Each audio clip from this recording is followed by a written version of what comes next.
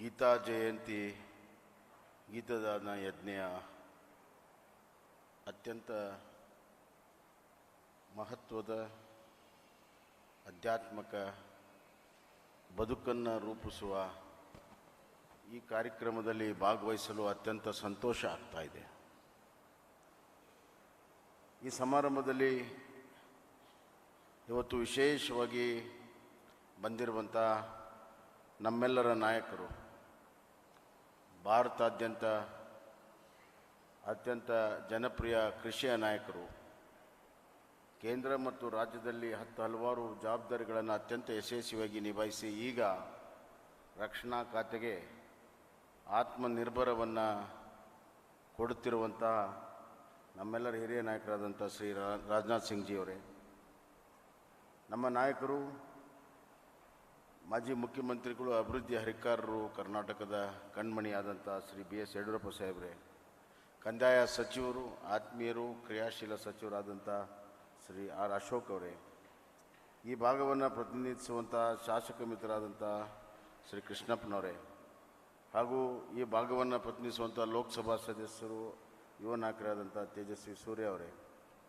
ಅಧ್ಯಕ್ಷರು ISKCON ಬೆಂಗಳೂರು ಮತ್ತು ಈ ಎಲ್ಲ ಅಭಿವೃದ್ಧಿಯ ಹಿಂದೆ ಒಂದು ದೊಡ್ಡ ಶಕ್ತಿಯಾಗಿ ನಿಂತಿರುವಂಥ ಶ್ರೀ ಮಧು ಪಂಡಿತ್ ದಾಸ್ ಅವರೇ, ಹಾಗೂ ಶ್ರೀ ಚಂಚಲಪತಿ ದಾಸ್ ಅವರೇ, ಶ್ರೀ ವಾಸುದೇವ್ ಕೇಶವ್ ದಾಸ್ ಅವರೇ, ಇಲ್ಲಿ ನೆರೆದಿರುವಂಥ ಎಲ್ಲ ಕರ್ನಾಟಕ ಮತ್ತು ಭಾರತ ದೇಶದ ಎಲ್ಲ ಸಾಧಕರೇ, ಗಣ್ಯಮಾನ್ಯರೇ, ನೆರೆದಿರುವಂಥ ಎಲ್ಲ ISKCONನ ಅಭಿಮಾನಿ ಬಂಧುಗಳೇ, ಗಣ್ಯರೇ, ಅಣ್ಣ ತಮ್ಮಂದಿರೇ, ಅಕ್ಕ ತಂಗಿರೇ, ಮಾಧ್ಯಮ ಸ್ನೇಹಿತರು,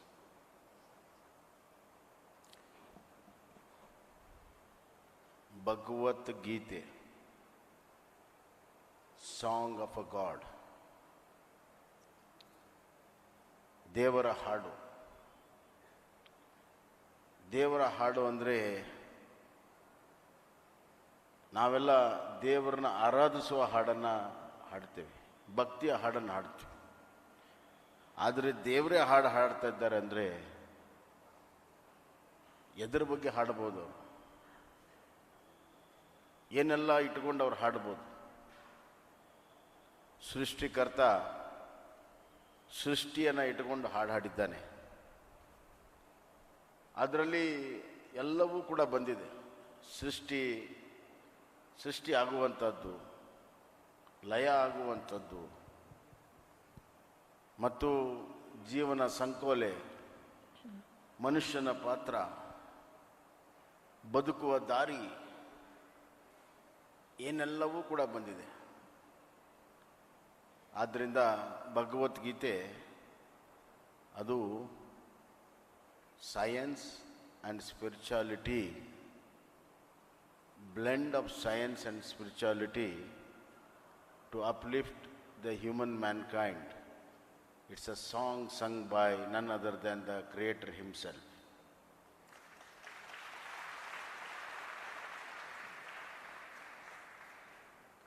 ಆದ್ದರಿಂದ ಅತ್ಯಂತ ಶ್ರೇಷ್ಠ ಗ್ರಂಥವಾಗಿರುವಂಥದ್ದು ದೇವರ ಹಾಡಿರೋದ್ರಿಂದ ಯಾವ ರೀತಿ ನಮ್ಮ ದೃಷ್ಟಿಕೋನ ಇದೆ, ಯಾವ ರೀತಿ ನಮ್ಮ ಬದುಕನ್ನು ನಾವು ನೋಡ್ಕೊಳ್ತೀವಿ, ಬೇರೆ ಬೇರೆ ಮೌಲ್ಯಗಳಿಂದ ನಾವು ಕಲಿತು ಬಂದಿದ್ದೇವೆ, ಬೇರೆ ಬೇರೆ ಸಂಸ್ಕೃತಿಯಿಂದ ನಾವೆಲ್ಲ ಬಂದಿದ್ದೇವೆ ವಿಶ್ವ ಮಾನವರು. ಅದೇ ರೀತಿ ನಮ್ಮ ಬದುಕಿನ ದೃಷ್ಟಿಕೋನವೂ ಕೂಡ ಬದಲಾವಣೆ ಆಗಿರ್ತದೆ. ಹೀಗಾಗಿ ಈ ಥರದ ಬೋಧನೆ ಆಗಿರುವಂಥ ಎಲ್ಲ ಧರ್ಮ ಗ್ರಂಥಗಳು ವಿಭಿನ್ನವಾಗಿದೆ. ಆದರೆ ಅದರ ಒಳಸತ್ವ, the core thinking, it is upliftment of human mankind ಏನಿದೆ, ಎಲ್ಲ ಧರ್ಮದ ಗ್ರಂಥದ ಸಾರ ಕೊನೆಗೆ ಮಾನವನ ಅಭಿವೃದ್ಧಿ, ಮಾನಕುಲದ ಅಭಿವೃದ್ಧಿ ಇರುವಂಥದ್ದು ನಾವು ಯಾರು ಕೂಡ ಮರಿಬಾರ್ದು. ಭಗವಾನ್ ಕೃಷ್ಣ ಅರ್ಜುನನಿಗೆ ಬೋಧನೆ ಮಾಡುವಂಥ ಒಂದು ಸಂದರ್ಭ ಏನಿದೆ, ಕುರುಕ್ಷೇತ್ರದ ಮಹಾಯುದ್ಧ, ಆ ಸಂದರ್ಭ ಬಹಳ ಮಹತ್ವದಾಗುತ್ತೆ. ಬೋಧನೆಗೂ ಕೂಡ ಒಂದು ಸಂದರ್ಭ ಬಹಳ ಮುಖ್ಯ, ಸಮಯ ಬಹಳ ಮುಖ್ಯ. ಆವಾಗ ಅದರ ಅರ್ಥದ ಭಾವ ಹೆಚ್ಚಾಗ್ತದೆ. ಸುಮ್ಮನೆ ಬೋಧನೆ ಮಾಡಿದರೆ ಅದಕ್ಕೆ ಯಾವುದೋ ಮಹತ್ವ ಇರೋದು. ಭಗವಾನ್ ಕೃಷ್ಣ ಅರ್ಜುನನಿಗೆ ಬೋಧನೆ ಮಾಡುವಂಥ ಕುರುಕ್ಷೇತ್ರದ ಸಂದರ್ಭ ಸಂಕ್ರಮಣ ಕಾಲ. ಬದುಕನ್ನು ತಿಳಿಯುವಂಥ, ಬದುಕನ್ನು ನಡೆಯುವಂಥ, ಬದುಕನ್ನು ಬೆಳೆಸುವಂಥ ಒಂದು ಸಂಕ್ರಮಣ ಕಾಲ, ಯುದ್ಧ ಭೂಮಿ. ಒಂದು ಕಡೆ ಅರ್ಜುನನ ಕೈಯಲ್ಲಿ ಎಲ್ಲರನ್ನೂ ಧ್ವಂಸ ಮಾಡುವಂಥ ಒಂದು ಶಕ್ತಿ, ಇನ್ನೊಂದು ಕಡೆ ಎಲ್ಲರನ್ನು ಉಳಿಸುವಂಥ ಒಂದು ಚಿಂತನೆ. ಇವು ಎರಡರ ಮಧ್ಯೆ ಇರುವಾಗ ಭಗವಾನ್ ಕೃಷ್ಣ ಬದುಕಂದ್ರೆ ಏನು, ಕರ್ತವ್ಯ ಅಂದರೆ ಏನು, ಕರ್ಮ ಅಂದರೆ ಏನು, ಫಲ ಅಂದರೆ ಏನು, ಪಾಪ ಅಂದ್ರೇನು, ಪುಣ್ಯ ಅಂದ್ರೇನು, ಮರು ಜನ್ಮ ಅಂದ್ರೇನು, ಎಲ್ಲವನ್ನೂ ಕೂಡ ಭಗವದ್ಗೀತೆಯಲ್ಲಿ ಹೇಳಿದ್ದಾನೆ. ಭಗವದ್ಗೀತೆಯ ಒಂದು ಅದ್ಭುತವನ್ನು ನಾನು ಹೇಳ್ತೀನಿ. ನೀವು ಯಾವುದಾದ್ರೂ ಹಲವಾರು ಭಗವದ್ಗೀತೆಗಳಿದ್ದಾವೆ, ನೂರಾರು ಭಗವದ್ಗೀತೆಗಳಿದ್ದಾವೆ. ಇಲ್ಲಿ ಇವತ್ತು ನಮ್ಮ ವೇದಾಂತ ಸ್ವಾಮಿ ಪ್ರಭುದಾಸ್ ಅವರು ಪ್ರಮುಖರು, ಪ್ರಭುಪಾದ ಗುರುಗಳು ಏನು ಇಸ್ಕಾನನ್ನು 70 ವರ್ಷದಿಂದ ಅಮೇರಿಕಾದಲ್ಲಿ ಪ್ರಾರಂಭ ಮಾಡಿದ್ರು. ಅವರು ರಚನೆ ಆಗಿರುವಂಥ ಭಗವದ್ಗೀತೆಯೂ ಕೂಡ ಇದೆ. ಹಲವಾರು ಯಾವುದೇ ಭಗವದ್ಗೀತೆ ಇರಲಿ ನಿಮ್ಮ ಹತ್ರ, ಯಾವುದಾದ್ರೂ ಸಮಸ್ಯೆಗೆ ನೀವು ಒಳಪಟ್ಟರೆ ಸುಮ್ಮನೆ ಆ ಭಗವದ್ಗೀತೆಯನ್ನು ಒಂದು ಸತಿ ತೆಗೆದು ಆ ಪುಟದಲ್ಲಿ ಏನು ಬರ್ತೈತೆ ಒಂದು ಸತಿ ಓದಿಬಿಟ್ರೆ ನಿಮ್ಮ ಸಮಸ್ಯೆಗೆ ಪರಿಹಾರ ಸಿಗ್ತದೆ. ಇದನ್ನು ಪ್ರಯತ್ನ ಮಾಡಿ ನೋಡಿ. ಇದು ನನ್ನ ಅನುಭವದ ಮಾತನ್ನು ನಿಮಗೆ ಹಂಚಿಕೊಳ್ತಾ ಇದ್ದೇನೆ.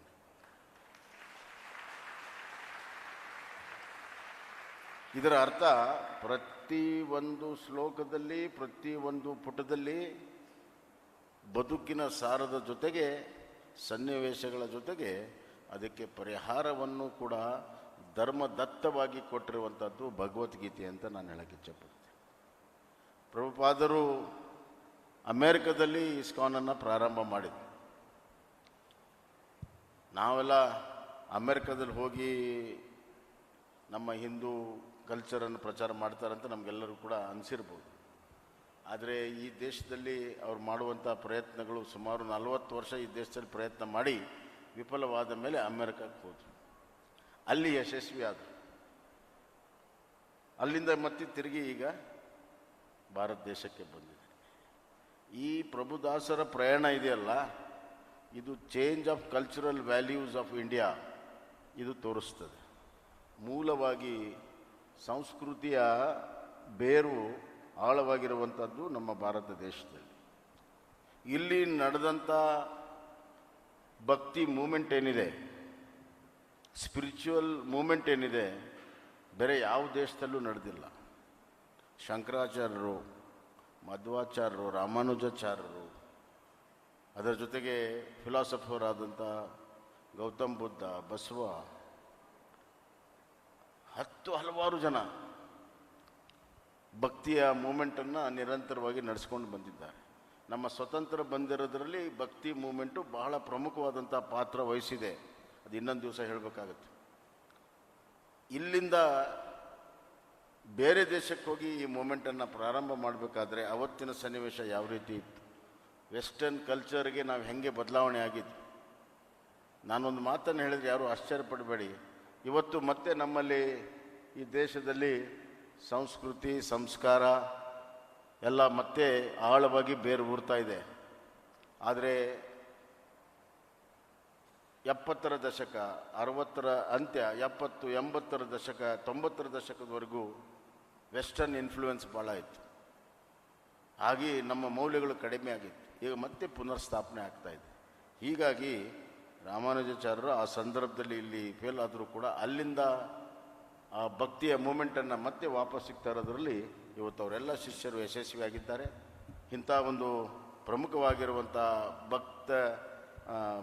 ಒಂದು ಭಗವದ್ಗೀತೆಯನ್ನು ನೆನಪು ಮಾಡಿಕೊಳ್ಳುವಂಥದ್ದು, ಆ ಗಳಿಗೆಯನ್ನು ನೆನಪು ಮಾಡಿಕೊಳ್ಳುವಂಥದ್ದು, ಮತ್ತು ಆ ಗಳಿಗೆ ಆತ್ಮ ಮತ್ತು ನಮ್ಮ ದೇಹ ಒಂದಾಗುವಂಥ ಅಮೃತ ಗಳಿಗೆ.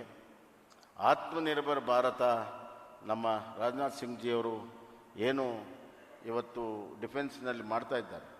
60% of our ammunitions are produced in India now under the leadership of Narendra Modiji and Rajnath Singh ji. And shortly we will be one of the top 5 ammunition exporting country. ಇದು ಆತ್ಮನಿರ್ಭರಿಂದ ಸಾಧ್ಯ ಆಗಿದೆ. ಆತ್ಮನಿರ್ಭರ ಹೆಂಗೆ ಬರ್ತದೆ? ಆತ್ಮವಿಶ್ವಾಸದಿಂದ ಬರ್ತದೆ. ಅದೇ ಭಗವಾನ್ ಶ್ರೀಕೃಷ್ಣ ಹೇಳುವಂಥದ್ದು. ನಿನ್ನನ್ನು ನೀನು ನಂಬು ಮೊದಲು. Believe in yourself and believe in the thoughts of God, you will achieve ಅಂಥ ಒಂದು ಕೆಲಸಕ್ಕೆ ಇವತ್ತು ತಾವೆಲ್ಲ ಇಲ್ಲಿ ನಮ್ಮನ್ನೆಲ್ಲ ಕರೆದು ಮಾತನಾಡೋದಕ್ಕೆ ಅವಕಾಶ ಮಾಡಿಕೊಟ್ಟಿದ್ದೀರಿ. ಭಗವದ್ಗೀತೆಯನ್ನು ಪಡ್ಕೊಳ್ಳೋರು ಧನ್ಯರು, ಭಗವದ್ಗೀತೆ ಕೊಡೋರು ಕೂಡ ಧನ್ಯರು, ಭಗವದ್ಗೀತೆ ಓದೋರು ಕೂಡ ಧನ್ಯರು. ಆ ಧನ್ಯತೆಯ ಭಾವನೆಯಿಂದ ನನ್ನ ಮಾತನ್ನು ಮುಗಿಸ್ತೀನಿ. ಧನ್ಯವಾದ.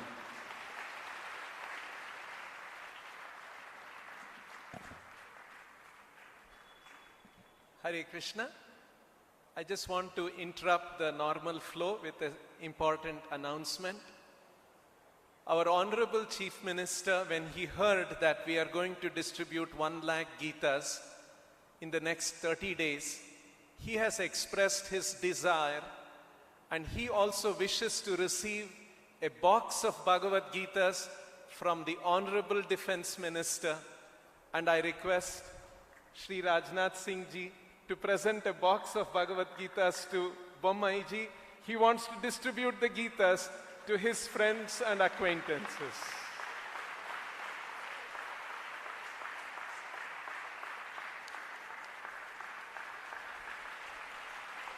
Thank you very much.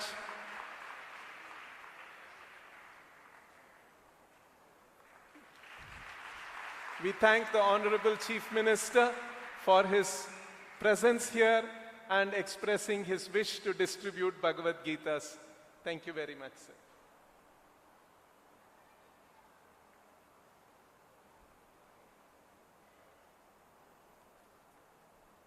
Vidwan Shri Vidya Bhushana is a renowned Carnatic singer in our state. He has melodiously rendered all the 700 verses of Bhagavad Gita. We are pleased to launch the YouTube version of the Bhagavad Gita musical chants by Vidwan Shri Vidya Bhushana, along with the translations in 6 languages.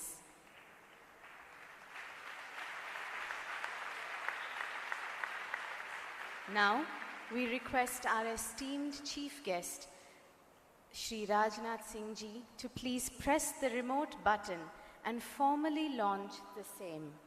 As he launches the Bhagavad Gita musical chants, we shall hear a short sample of the melodious chants with translations in 3 languages.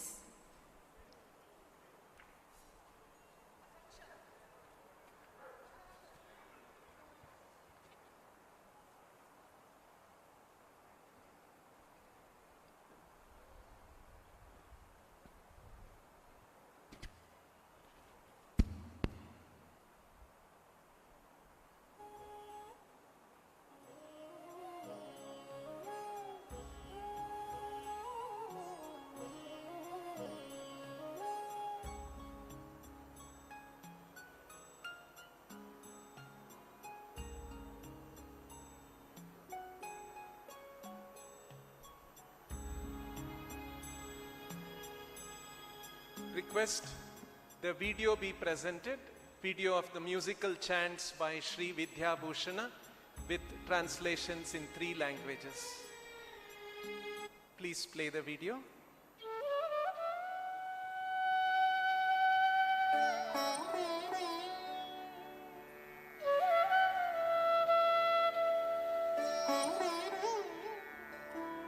कर्मण्येवाधिकारस्ते मा फलेषु कदाचन मा कर्मफलहेतुः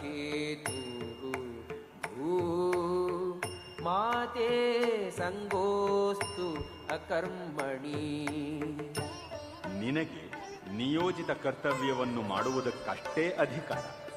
ಆದರೆ ಕರ್ಮಫಲಕ್ಕೆ ನಿನಗೆ ಅಧಿಕಾರವಿಲ್ಲ. ಕರ್ಮಫಲಕ್ಕೆ ನೀನು ಕಾರಣ ಎಂದು ಭಾವಿಸಲೇಬೇಡ. ಕರ್ಮವನ್ನು ಬಿಡಬೇಕೆಂದು ನಿನಗೆ ಮನಸ್ಸಾಗದಿರಲಿ. ಯದಾ ಯದಾ ಹಿ ಧರ್ಮಸ್ಯ ಗ್ಲಾನಿರ್ಭವತಿ ಭಾರತ ಅಭ್ಯುತ್ಥಾನಂ ಅಧರ್ಮಸ್ಯ ತದಾತ್ಮಾನಂ ಸೃಜಾಮ್ಯಹಂ. हे भरतवंशी, जब भी और जहां भी धर्म का पतन होता है और अधर्म की प्रधानता होने लगती है, तब तब मैं अवतार लेता हूँ. यत्र योगेश्वरः कृष्णो यत्र पार्थो धनुर्धरः यत्र योगेश्वरः कृष्णो यत्र Partho धनुर्धरः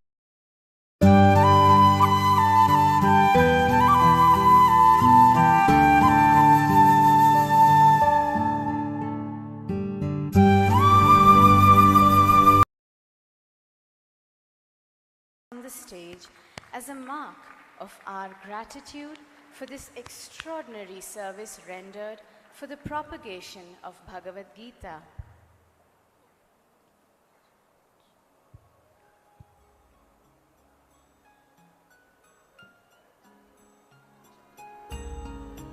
It would also be appropriate to acknowledge and remember the services of Sri Thirumal Srinivas,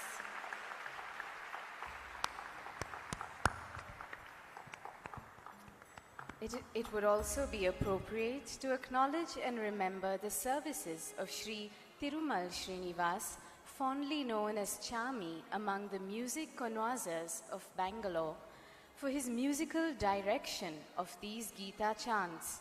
We also thank him for his presence in the audience today.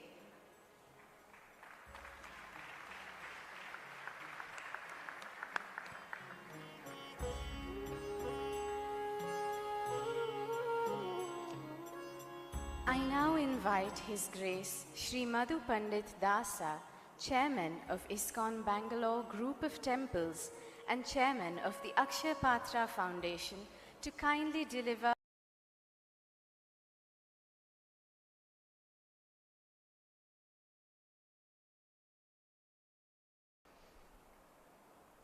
नमो ओम विष्णुपादाय कृष्णप्रेष्ठाय भूतले श्रीमते भक्ति वेदांत स्वामी निति नामिने नमस्ते सरस्वती देवे गौरवाणी प्रचारिणे निर्विशेष शून्यवादी पाश्चात्य देशतारिणे. Honorable Defense Minister of India Shri Rajnath Singh ji, Honorable Chief Minister of Karnataka Shri Basavaraj Bommai ji, Honorable former Chief Minister of Karnataka Shri Yediyurappa ji, Honorable Minister Shri Ashok, Honorable Minister, Honorable MP Shri Tejasvi Surya, Honorable MLA Shri Krishnappa, and other eminent personalities on the dais, and devotees who are assembled here. I thank you all for joining us in this inauguration ceremony of Gita Dana Yajna Mahotsava on this auspicious day of Gita Jayanti. 5,000 years ago this day, Lord Krishna spoke the Bhagavad Gita to Arjuna in the battlefield of Kurukshetra. Gita Jayanti is observed to commemorate the appearance of Bhagavad Gita. It falls on the Shukla Ekadashi of Margashirsha month, this festival is celebrated for the entire month by extensively distributing Bhagavad Gita. Bhagavad Gita is the most sacred book of knowledge. Bhagavad Gita means the song of God, as nicely explained by our Honorable Chief Minister Bommai ji. It is the most sacred book as it is spoken by God Himself. When the conversation in Bhagavad Gita began, Krishna and Arjuna, the relationship was only that of friendship.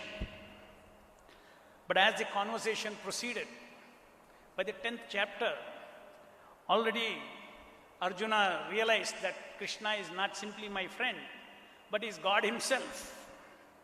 And therefore Arjuna in the 10th chapter he declared, Krishna, you are Parabrahma, the supreme consciousness, Param Dhama, the supreme sustainer of everything in existence, including shelter of all the individual consciousness like us. Pavitram Paramam, you are supremely pure, Purusham Shashvatam Divyam, eternal transcendental personality, Adi Devam, the origin of all devas, and Ajam, unborn, Vibhu, unlimited. Bhagavad Gita is not only a pride of Hindus, since its teachings are universal and non-sectarian, it has become the pride of the great people historically all over the world. This is especially so in the modern days because of the contribution of our founder Acharya, His Divine Grace, A.C. Bhaktivedanta Swami Srila Prabhupada. Because of his efforts, the Bhagavad Gita as it is today is translated into hundreds of languages all around the world. As per the instructions of Srila Prabhupada, distributing Bhagavad Gita is a perennial mission of ISKCON. Srila Prabhupada explains that Krishna consciousness means the supreme consciousness of the Supreme Being. And the essence of practice of Krishna consciousness is that we as individual consciousness should live our life subordinating ourselves to the supreme consciousness, Krishna, who is the supreme proprietor, supreme intelligence, supreme love, supreme beauty. In the Bhagavad Gita, Krishna also reveals that He resides in the heart of every living entity as the supreme consciousness, side by side with our individual consciousness. Bhagavad Gita is a book of many secrets. It is a book about self-knowledge. It is a book about God knowledge. It is a book about mind and sense control. It's a book that explains the art of action and inaction. It's a book of instructions for higher sattvic life.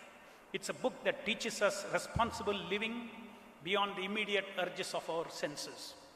It's a book of peace and even is a book of violence, like in Kurukshetra war, to protect the society from rampant forces of adharma. This is a book which gives humanity the secret of how individual consciousness can link up in yoga with Him, the Supreme Consciousness, and go beyond selfish life to divine life of love and compassion. It is a book of love and devotion to that Supreme Consciousness, Krishna, which attracts guidance and protection from Him, which every one of us are in need. It is a book about the deep voice of the inner conscience in all of us. Besides all this, it is a book that teaches us how to surrender to the Supreme Krishna consciousness and experience the boundless transcendental happiness and bliss beyond the transient pleasures of the body and its senses. There is no such literature as precious to humanity as Bhagavad Gita. The lessons that Krishna gives in Bhagavad Gita is not just for Arjuna, but they are the lessons for the whole humanity. The Gita Mahatmyam says, Maline mochanam pumsam, jalasnanam dine dine, sakrit gita amrita snanam, samsara mala nashanam.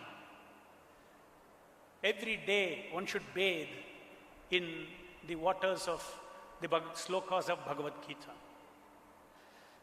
Mahatma Gandhi said, when doubts haunt me, when disappointments stare me at the face, when I see not any rope of hope in the horizon, I turn to Bhagavad Gita and find a verse to comfort me. And I immediately began to smile in the midst of overwhelming sorrow.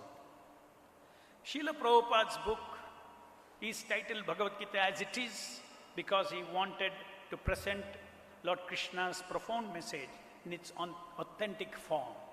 Therefore, he added as it is. It went on to become the most important edition in the modern era. Millions of copies of this book were distributed in all major languages. His work has been appreciated worldwide by leading scholars and thinkers. Srila Prabhupada's lucid commentary with elaborate purports will surely have a transformational impact on its readers. Bhagavad Gita as it is can guide every individual, family, society or nation to the spiritual path of perfection. Lord Krishna says in the Bhagavad Gita, Sarva Yonishu Kaunteya Aham Bija Prajapita. He is the original father of all living entities and we are all his children. Srila Prabhupada worked tirelessly to uplift everyone and unite the world in peace, friendship and prosperity based on this common cause. He envisioned that no one within a 10-mile radius of ISKCON temple should go hungry. In pursuance of his great desire to feed people, especially children, we set up Akshapatra Foundation. Over the years, this humble initiative, jointly executed with the help of Government of India and 15 state governments, has grown to become the source of hope and inspiration to lakhs of school children all over India. Akshapatra is now recognized as the world's largest NGO-run midday meal program with the continuous support and encouragement from Government of India and all state governments. The inspiration of Bhagavad Gita, the message of compassion to fellow being, was elaborately explained by Srila Prabhupada that if you want to please God, you have to please his devotees. And every soul, especially every child, is an innocent child, and they should not go hungry. And that was our inspiration for Akshapatra. And we see it is only because of Krishna being behind it, we are able to scale this program from 1,500 children to 2 million children today, every day. So Akshapatra is Bhagavad Gita in practice. I wish to express my heartfelt gratitude to all the dignitaries for gracing the event. Lord Krishna says, Yadad acharati shreshta tadat evataro janaha.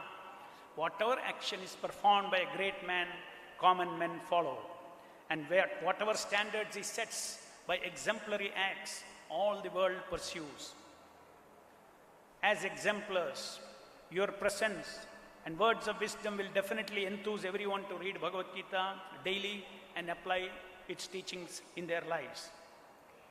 My sincere thanks to Honorable Defense Minister Shri Rajnath Singh ji and all the other dignitaries on the dais and eminent personalities on the dais for gracing this occasion of the celebration of Gita Jayanti to increase the awareness of the divine message of Bhagavad Gita, which alone can usher all good in the present troubled society. Lord Krishna declares that anyone who explains the supreme science of Bhagavad Gita to others is very dear to him. The Gita Dhana Yajna Mahotsava is a golden opportunity for all of us to spread this knowledge by distributing the Gitas to as many people as possible. Srila Prabhupada said that book distribution activity in his life is his life and soul. I request all of you to participate enthusiastically in this wonderful initiative and be immensely blessed by the Lord by helping us reach the target of distributing 1 lakh Bhagavad Gitas in 1 month.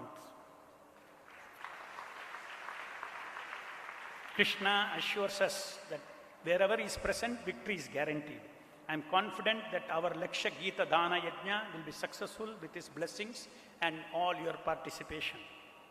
We hope to multiply the scale of book distribution tenfold and aim for Dashalaksha Gita Dana in the coming years.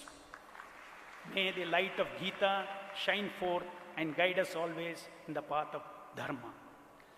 Especially before closing, I'd like to thank the government of Karnataka, who are always supporting different activities of the ISKCON in Bangalore. Even recently, the government of Karnataka, with the kind initiative of our Honorable Chief Minister and our then Revenue Minister, Shri Ashok ji, and of course, Shri Yediyurappa ji, we got some land allotted for rural development. So we are very grateful to the state of Karnataka. Even this land where we are now having this function, this 28 acres of hillock was also granted by the government of Karnataka. And also the land that Hare Krishna Hill, Rajaji Nagar, that is also allotted by the government of Karnataka. Thank you very much. Hare Krishna.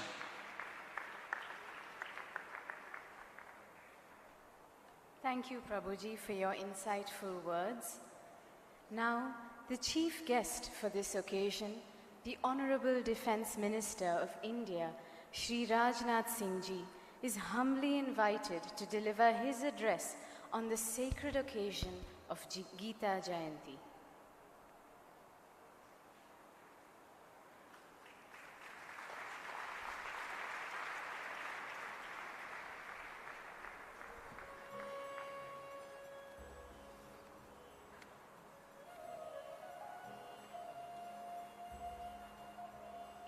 My brothers and sisters, I will deliver my speech in Hindi. Excuse me. Respected Padma Pandit Das ji, President ISKCON.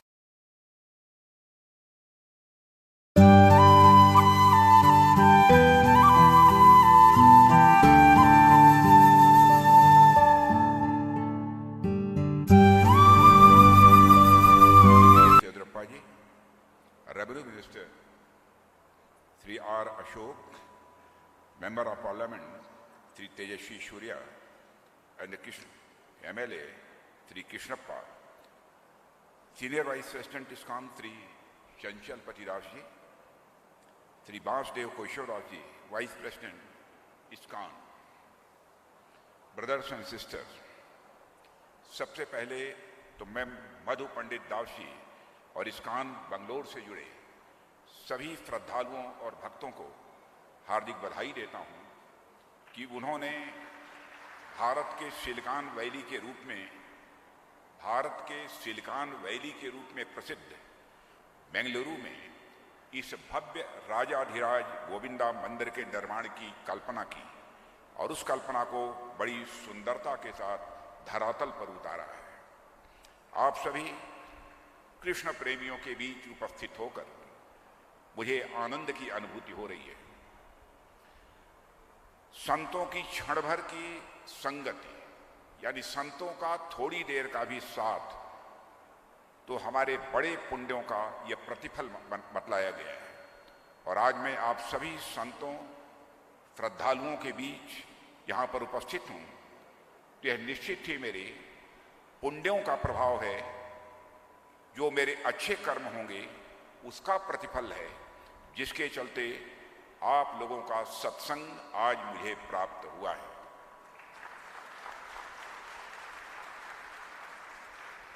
आज गीता जयंती है। मैं आप सभी को गीता जयंती की हार्दिक शुभकामनाएं देता हूं और आज इस पावन अवसर पर आप सभी गीता दान का जो महायज्ञ शुरू कर रहे हैं, मैं उसके लिए भी आप सबको हार्दिक बधाई देता हूं और आप सभी को साधुवाद देता हूं और ईश्वर से इस अभियान की सफलता की भी मैं कामना करता हूं। साथियों, श्रीमद् भागवत गीता की जयंती मनाना इस बात का प्रतीक है, माने यह सिंबलाइज करता है कि हम गीता को केवल एक ग्रंथ ही नहीं मानते हैं, हम गीता को कुछ विचारों और सूत्रों की अभिव्यक्ति ही नहीं मानते हैं, बल्कि गीता को हम जीती जागती ज्ञान गंगा मानते हैं, जो प्राचीन काल से मानव को अपने ज्ञानामृत से सींचती चली आई है, यानी इरिगेट करती चली आई है और भविष्य में भी यह काम करती रहेगी। देवियों सज्जनों, हम सब तो आम इंसान हैं, अपनी बुद्धि के अनुसार गीता का एक दिवस मान लेते हैं और प्रतिवर्ष उसकी जयंती मनाते हैं। पर वास्तव में तो गीता मनाने की नहीं बल्कि मानने का आग्रह है। मानने की भी नहीं बल्कि यह जीने का आग्रह है। मानने में तो फिर भी एक आरोप का भाव होता है, एक प्रयास करना पड़ता है, उसके लिए परिश्रम करना पड़ता है। यदि किसी चीज को जीना चाहते हैं वो खुद जिया जा सकता है, खुद हम उसको जी सकते हैं। उदाहरण के लिए हम 2 और 2 2 + 2 हम 4 मानते हैं, तो इसके पीछे 100 ईयर्स 1000 ईयर्स की मैथमेटिक्स की खोज और हमारे जीवन के अनेक वर्षों की शिक्षा की प्राप्ति का ही यह परिणाम है। फिजिक्स हो, केमिस्ट्री हो, बायोलॉजी हो, मैथमेटिक्स हो, यह सब आप तब मानते हैं जब आपको यह सिखाया जाता है। आपको मैथमेटिक्स सिखाई जाती है, टीच करता है टीचर, केमिस्ट्री भी, फिजिक्स भी, बायोलॉजी भी, मैथमेटिक्स भी, और आपके ऊपर आरोपित किया जाता है, इम्पोज किया जाता है। यह लंबे समय बाद आप अपने घर जाते हैं और द्वार पर मिट्टी से खेलता आपको अपना बच्चा, छोटा सा बच्चा दिखाई देता है, तो वह बच्चा आपसे आकर लिपट जाता है और आपका मन प्रसन्न हो जाता है, आपका मन पुलकित हो जाता है। क्या पुलकित होना यानी आपके मन का प्रसन्न होना, यह आपको किसी ने सिखाया है? किसी ने सिखाया नहीं है। या आपके सामने कुछ गलत होता है तो आप क्रोधित हो जाते हैं, क्या क्रोध करने की आपको कहीं ट्रेनिंग मिली है? नहीं, फिर भी आप क्रोध कर बैठते हैं। क्यों? क्योंकि सुख, दुख, आनंद, क्रोध, हर्ष, शोक, इन्हें आप जीते हैं। और मैथ्स, फिजिक्स, केमिस्ट्री, बायोलॉजी, इन्हें आप मानते हैं, इन्हें जीते नहीं हैं। इन विषयों को आप तब तक नहीं जान सकते हैं जब तक आपको यह सिखाए न जाएं अथवा यह पढ़ाए न जाएं। सुख, दुख, काम, क्रोध, लालसा, ये सब यदि मनुष्य को जंगल में भी छोड़ दिया जाए तो ये वहां भी मानव के साथ रहेंगे। सुख भी रहेगा, जंगल में आप रहें, दुख भी रहेगा, काम, क्रोध, लालसा, सब कुछ रहेगी। ये सब भाव मानव हृदय से अंतर्निहित भाव है, और जो अंतर्निहित भाव हैं, जो मनुष्य के हृदय में रहते हैं, जो अनादिकाल से चले आ रहे हैं, उनका कोई एक विशेष दिन नहीं होता है, कोई एक विशेष दिवस नहीं होता है। मित्रों, आप मैथ्स की हिस्ट्री निकाल सकते हैं और किसी को फादर ऑफ मैथमेटिक्स घोषित कर सकते हैं। आप फिजिक्स, केमिस्ट्री, बायोलॉजी, ज्योग्राफी की हिस्ट्री निकाल सकते हैं और किसी न किसी को इनका फादर यानी जन्मदाता आप डिक्लेयर कर सकते हैं। आप हिस्ट्री की भी हिस्ट्री निकाल सकते हैं और किसी को फादर ऑफ द हिस्ट्री आप घोषित कर सकते हैं, पर आप अपने मन की हिस्ट्री नहीं निकाल सकते हैं और किसी को फादर ऑफ मन किसी भी सूरत में आप घोषित नहीं कर सकते। आप आत्मा की, परमात्मा की, सुख दुख की, राग विराग की हिस्ट्री नहीं निकाल सकते हैं और इनका कोई फादर नहीं आप घोषित कर सकते हैं। इनका उद्भव दिवस, किस दिन इनका उद्भव हुआ, किस दिन इनका जन्म हुआ, या आप ज्ञात नहीं कर सकते हैं और इनकी जयंती भी आप कभी नहीं बना सकते हैं। गीता भी मैं समझता हूं अनादिकाल से चले आ रहे मानवीय भावों को उदात्त करने का यानी उसको प्रकट करने का एक माध्यम है। गीता शाश्वत है, गीता नित्य है, गीता निरंतर है, गीता सत्य है। इसलिए गीता का कोई एक दिवस न होकर हर एक दिवस होना चाहिए, मेरा यह मानना है। फिर भी यह मान्यता है कि गीता गोविंद के मुखार बिंदु से आज ही निकली थी, श्रावण की अगहन की एकादशी जिसे हम लोग कहते हैं। इसलिए आज हम गीता का विशेष स्मरण कर रहे हैं। आप गीता के अधिकाधिक प्रसार का संकल्प ले रहे हैं, यह निश्चित ही बड़े हर्ष का विषय है। और इसके लिए मैं आप सबको पुनः अपनी तरफ से हार्दिक बधाई देता हूं। साथियों, हमारे यहाँ कहा गया है हरि अनंत हरि कथा अनंता, यानी ईश्वर की कथा अनंत है। ईश्वर के बारे में जो कुछ भी कहिए, आप बिल्कुल इन्फिनिटी तक चले जाइए, तब भी ईश्वर के गुणों का पूरा वर्णन आप नहीं कर सकते हैं। तो हरि अनंत हरि कथा अनंता की भांति गीता भी मैं समझता हूं ये अनंत है, और इसकी व्याख्या यह भी अनंत है। इसलिए अब तक जिन ग्रंथों के सर्वाधिक भाष्य मिलते हैं, गीता उनमें से एक है। स्वामी विवेकानंद, महात्मा गांधी, महर्षि अरविंदो, लोकमान्य तिलक ने गीता को अपने अपने ढंग से देखा है और उस पर अपने विचार उन्होंने प्रकट किए हैं। चौथे अध्याय में भगवान कहते हैं कि ये यथा मां प्रपद्यन्ते तास्तथैव भजाम्यहम्, यानी भक्त मुझे जिस प्रकार से देखते हैं, मैं उन्हें वैसे ही देखता हूं जैसे भक्त हमको देखते हैं। गीता भी मेरी नजर में उसी प्रकार है। इसे जो जैसे देखता है, यह उन्हें वैसे ही दिखाई पड़ती है। जो इसे ज्ञान की दृष्टि से देखता है, उसे इसमें ज्ञान योग दिखाई देता है। जो इसे कर्म की दृष्टि से देखता है, उसे इसमें कर्म योग दिखाई देता है। और इसे भक्ति की दृष्टि से देखता है, उन्हें इसमें भक्ति योग दिखाई देता है। और एक चौथी चीज होती है भक्ति समन्वित ज्ञान युक्त निष्काम कर्म योग। यदि इस दृष्टि को कोई देखेगा तो उसे भक्ति समन्वित ज्ञान युक्त निष्काम कर्म योग भी गीता में ही दिखाई देगा और किसी दूसरे ग्रंथ में दिखाई नहीं देगा। गीता को मैंने अभी तक जितना समझा है वह यह कि गीता मानव जीवन के अंतस में उतरने और आत्मा लोकन इंट्रोस्पेक्शन करने का भी एक माध्यम है। साथियों, गीता हमें ऐसा सूत्र प्रदान करती है जिसके सहारे हम अपनी आत्मा का दर्शन करते हैं। आज इंसान को बाहरी दुनिया की बड़ी चिंता रहती है।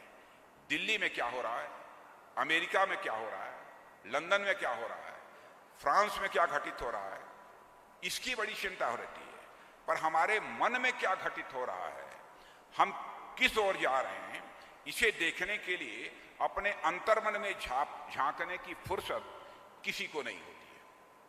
हम बाहरी दुनिया में इतने खोए होते हैं कि उसमें ही हम सुख यानी हैप्पीनेस ढूंढने लगते हैं। क्योंकि यह जगत नश्वर है, नष्ट होना ही है। इसकी गतिविधियां, सारी एक्टिविटीज वह भी नश्वर हैं, उसके नष्ट होना ही है। इसलिए इनसे जो मनुष्य बधा है वह सुख क्षणिक होता है और वह सुख तुरंत समाप्त होने वाला होता है, यानी नश्वर भी होता है। पर गीता हमें अंतर्मन की ओर इंट्रोस्पेक्ट करने के लिए ज्ञान देती है। आत्मा से गीता हमको जोड़ती है, जो परमात्मा का ही एक अंश है, जो शाश्वत है, इटर्नल है, और जो अनश्वर है, यानी जो कभी नष्ट नहीं किया जा सकता।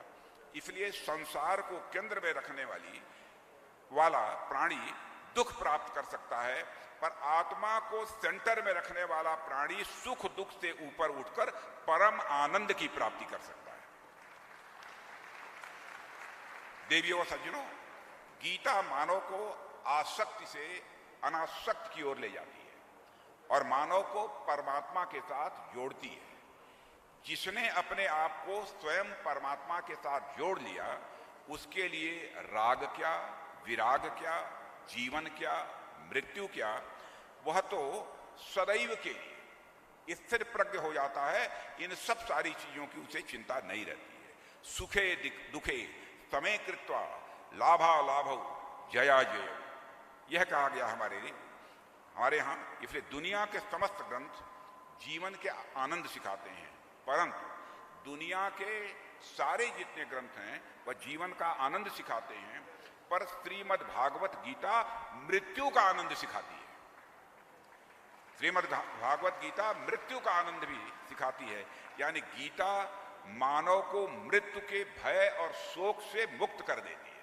यानी मृत्यु से भी व्यक्ति को डर नहीं लगती। जो गीता पढ़ेगा और गीता को आत्मसात कर लेगा, उसे मृत्यु से भी भय नहीं।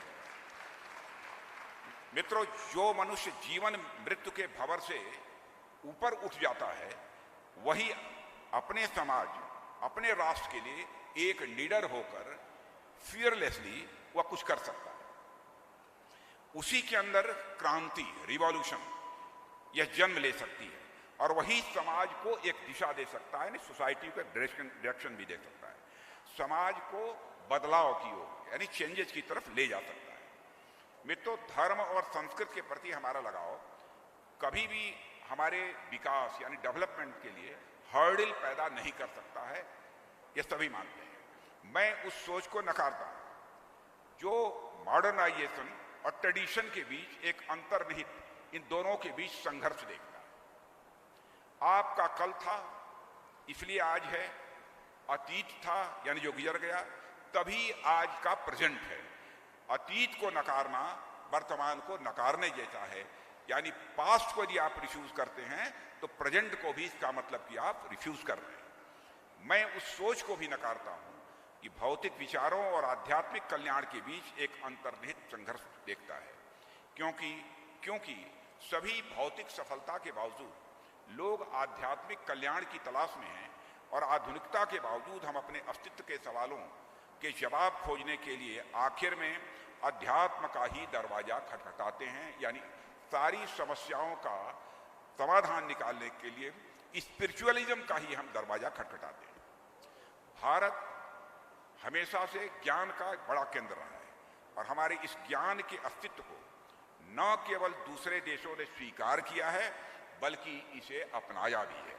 यानी गीता के पढ़ने वाले, गीता के जानने वाले, गीता पर स्पीच करने वाले केवल भारत में ही नहीं मिलेंगे, दुनिया के अधिकांश देशों में आप चले जाइए सभी मिलेंगे जो गीता पढ़ते हैं और गीता बोलते हैं और गीता का अपने जीवन में पालन करते हैं। यह सत्य है कि भगवत गीता ने दुनिया के कई महान और प्रसिद्ध लोगों को न केवल प्रभावित किया है बल्कि उनके जीवन को भी पूरी तरह से बदल दिया है।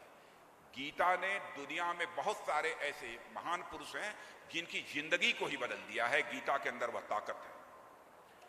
हेनरी डेविड थोरो अमेरिका के प्रसिद्ध प्रकृतिवादी एक फिलॉसफर थे और पोएट भी थे। उन्हें सबसे ज्यादा लोकप्रियता, पॉपुलरिटी अपनी किताब, जब उन्होंने वाल्डेन, एक किताब है उनकी, एक पुस्तक है जो उन्होंने लिखी थी, उसमें सबसे ज्यादा पॉपुलरिटी उन्हें मिली थी। इसके अलावा वह अपने एक ऐसे था जिसे लेख कहते हैं, निबंध, सिविल डिसओबीडियंस, उसके लिए भी उनको लोग जानते हैं, mister David Thoreau. Henry David Thoreau भारतीय दर्शन यानी इंडियन फिलॉसफी और स्पिरिचुअलिज्म से यह काफी प्रभावित थे, काफी इम्प्रेस थे इन दोनों चीजों से। उन्होंने अपनी प्रसिद्ध की पुस्तक वाल्डेन में एक उन्होंने बुक लिखी है जिसका नाम वाल्डेन है। उसमें श्रीमद् भागवत गीता का कई बार उल्लेख किया है, इसको कई बार मेंशन किया है कि श्रीमद् भागवत गीता में क्या लिखा हुआ है। अमेरिका के भी फिजिक्स के क्षेत्र में जो रॉबर्ट ओपेनहाइमर को कहा जाता है कि परमाणु बम, एटम बम बनाने वाले सबसे यदि आगे कोई रहा है, जनक जिसे कहा जाए, फादर, तो ओपेनहाइमर थे। परमाणु परीक्षण के समय, एटॉमिक टेस्ट के समय उन्होंने भगवत गीता का उल्लेख किया था और उन्हें उस वक्त भगवान कृष्ण द्वारा अर्जुन को दिया गया वह उपदेश याद आया जब वह अर्जुन से कहते हैं कि तुम केवल अपना कर्तव्य निभाओ।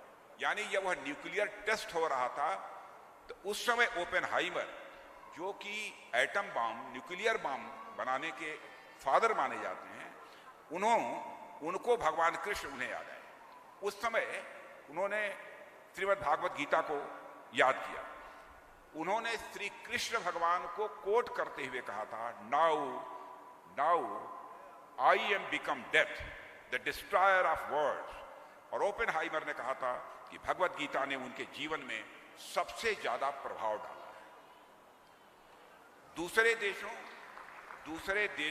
देशों और सिविलाइजेशन के इन महान लोगों का जो गीता के ज्ञान से प्रभावित थे, उल्लेख करने का यह अर्थ बिल्कुल नहीं है कि हम अपने महान ग्रंथों और उसमें बताए मूल्यों के लिए बाहर से हम समर्थन यानी वैलिडेशन हम ढूंढने की कोशिश कर रहे हैं। इसका यह अर्थ नहीं लगाया जाना चाहिए। बल्कि इन लोगों को यहाँ कोट करने का सिर्फ एक कारण है कि लोग समझें कि जो इटर्नल विजडम है उसे सभी युगों में, सभी सिविलाइजेशंस में और सभी देशों में सम्मान मिलता है और आज भी वह सम्मान मिल रहा है। देवियों और सज्जनों, आज इस मंदिर परिसर में प्रवेश करने से लेकर अभी तक पूरे समय को मैं दो शब्दों में यहाँ पर मैं एक्सप्रेस करना चाहूँगा। वे दो शब्द हैं, divine and Sublime. Divine and Sublime. इस स्थान का वातावरण यानी एटमॉस्फेयर इतना पवित्र है, इतना उदात्त है कि आप अपने अंदर की सभी नेगेटिव थॉट्स को तुरंत खत्म करते हुए महसूस करेंगे इस प्रीमाइस में इंटर करते हुए। ऐसा मुझे प्रतीत हुआ है और मैं कह सकता हूं आपके संस्कार आपको ऊंचाई देते हैं, पर वह आपकी संस्कृति है यानी कल्चर है जो आपको गहराई देती है। और मैं मानता हूं गीता को सिर्फ एक धार्मिक ग्रंथ की दृष्टि से नहीं देखना चाहिए। इसमें निहित ज्ञान हम सब के लिए, और मैं समझता हूं खासकर युवा वर्ग के लिए, एक सोर्स ऑफ इंस्पिरेशन। गीता के बहुमूल्य उपदेशों को अपनाकर, गीता में जो कुछ भी कहा है उसे अपने जीवन में उतारकर हम जीवन में सही विकल्प चुनने में हमेशा सफल होंगे। हम कोई डिसीजन करना चाहते हैं, गीता का स्मरण करना चाहिए, गीता के श्लोक का हमको याद करना चाहिए। और देवियों सज्जनों, आज की परिस्थिति में भी देखा जाए तो गीता को ज्ञान से जीवन की समस्याओं का समाधान, यदि गीता का ज्ञान है तो स्वाभाविक रूप से मनुष्य अपने जीवन की बहुत सारी प्रॉब्लम्स का सलूशन वह ढूंढ सकता है। आज के युवाओं को इसे अपने जीवन शैली में, लाइफ स्टाइल में, आज के यूथ को इसे एडॉप्ट करना चाहिए श्रीमद् भागवत गीता को। देवियों सज्जनों, वेस्टर्न कंट्रीज में सेल्फ हेल्प बुक्स, मैं समझता हूँ सारे यंग बच्चे जानते होंगे, सेल्फ हेल्प बुक्स ये चलती है और यह वह किताबें हैं जो पढ़ने वाले रीडर्स होते हैं उनको व्यक्तिगत समस्याओं को हल खोजने में मदद करती है। मैं मानता हूं अगर हम गीता को अच्छी तरह से अध्ययन कर लें तो हमें किसी और सेल्फ हेल्प बुक की आवश्यकता नहीं रहे। और मैं आपके साथ गीता का वह संदेश भी बांटना चाहता हूं जो मैंने अपनी जीवन यात्रा में एक सीख की तरह, एक लर्निंग की तरह हमेशा अपने पास रखा है। और वह संदेश है कि जो ज्ञानी व्यक्ति, जो ज्ञानी या नॉलेजेबल व्यक्ति ज्ञान और कर्म को एक रूप में देखता है, उसी का नजरिया सही होता है। ज्ञान और कर्म, नॉलेज और एक्शन दोनों को डिवाइड करके यदि आप कुछ देखना चाहेंगे तो मैं समझता हूं कि आप सही नतीजे पर नहीं पहुंच सकते। देवियों सज्जनों, कोई भी मनुष्य अपने विश्वास से बनता है। यदि हमारे अंदर सेल्फ कॉन्फिडेंस नहीं है तो हम अपने को जैसा बनाना चाहते हैं वैसा नहीं बना सकते। जैसा वह सोचता है वैसा ही वह बन जाता है। पॉजिटिव थिंकिंग का इससे बेहतर उदाहरण और कहीं नहीं मिल सकता है। मैं मानता हूं कि हमारी फिजिकल आकांक्षाएं, माने मैटेरियलिस्टिक एस्पिरेशंस, एक अटूट बंधन पैदा करती हैं, हमको बांधती हैं और इन बंधनों को तोड़ना बहुत ही कठिन काम होता है। हमें अपनी इच्छाओं, बुनियादी जरूरतों और स्पिरिचुअल कॉलिंग के बीच संतुलन बनाने की जरूरत होती है। मित्रों, मैं यहां पर स्पिरिचुअलिज्म की बात कर रहा हूं। क्या होता? अध्यात्म, स्पिरिचुअलिज्म। मंदिर में जाकर पूजा करना, मस्जिद में जाकर इबादत करना, गिरजाघर चर्च में जाकर सजदा करना, यही स्पिरिचुअलिज्म नहीं है। यह एक उसका पार्ट है। मैं समझता हूं एलिवेशन ऑफ मन, मन का बड़ा होना, एलिवेशन ऑफ मन, यही स्पिरिचुअलिज्म है। एक मैथमेटिक्स के फार्मूले में यदि मैं आपको बतलाना चाहूं, let us consider for time being that your mann is a circle. I want to say that if you increase the circumference of the circle, then in the same proportion magnitude of sukh, magnitude of happiness, magnitude of आनंद वह लगातार उसी ratio में बढ़ता चला जाए। Mathematical equation में यदि कहना हो तो हम इसे यह कह सकते हैं कि circumference of mann is directly proportional to the magnitude of sukh, circumference of mann is directly proportional to the magnitude of anand, circumference of mann is directly proportional to the magnitude of parmanand, जिससे परमात्मा की प्राप्ति हो।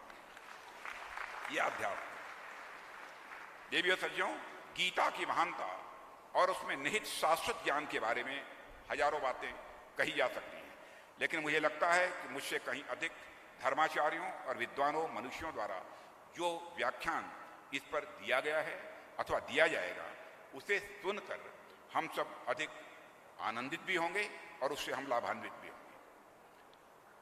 देवियों सज्जनों, भगवान कृष्ण ने भले ही द्वापर युग में अर्जुन को गीता का उपदेश दिया, लेकिन अगर देखा जाए तो उससे पहले त्रेता युग में भगवान राम के कर्मों में भी गीता के संदेशों को देखा जा सकता है।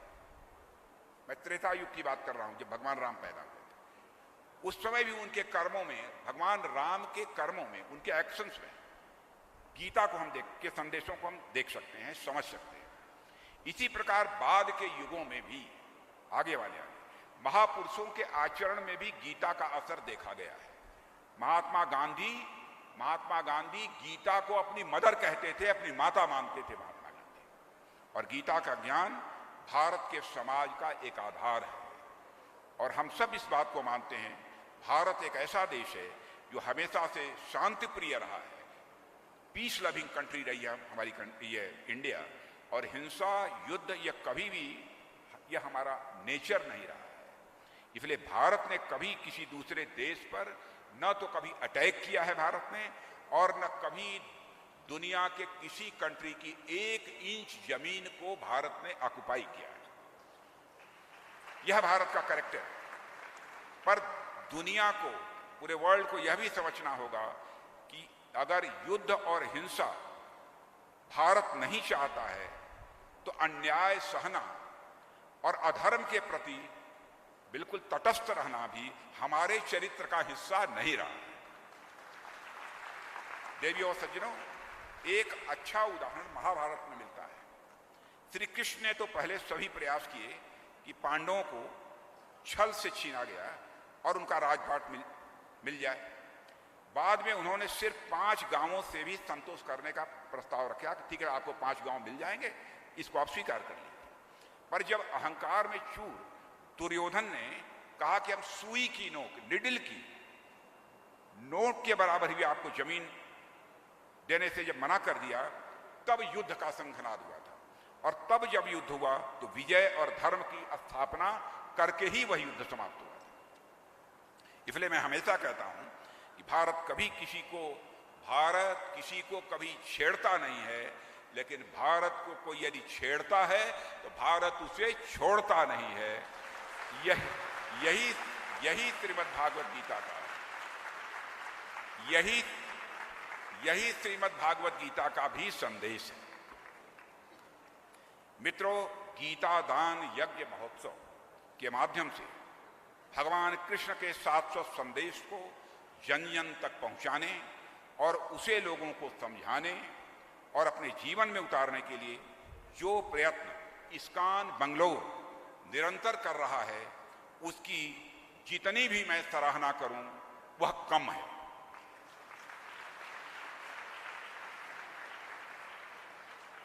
और फिर से आदरणीय रेस्पेक्टेड बड़ू पंडित दास जी, चंचलापत दास जी और वासुदेव केशव दास जी और सभी संतों के चरणों में शीश झुकाकर इसके लिए मैं प्रणाम करता हूं और आभार भी व्यक्त करता हूं।